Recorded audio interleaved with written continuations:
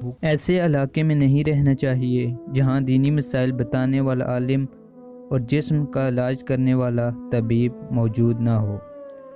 اگر میں قوت حافظہ کی طرف توجہ کرتا جیسا کہ محدثین کرتے ہیں تو دنیا میں میرا کوئی مقابل نہ ہوتا۔ لوگ فقہ میں اہل عراق کے محتاج ہیں۔ جو شخص تمہارے رائے کا خواہش مند نہ ہو اسے مشورہ مت دو، نہ تمہاری تعریف ہوگی اور نہ تمہاری نصیحت اسے فائدہ دے گی۔ میں نے جس سے بھی مناظرہ کیا اس کے چہرے کا رنگ بدل گیا۔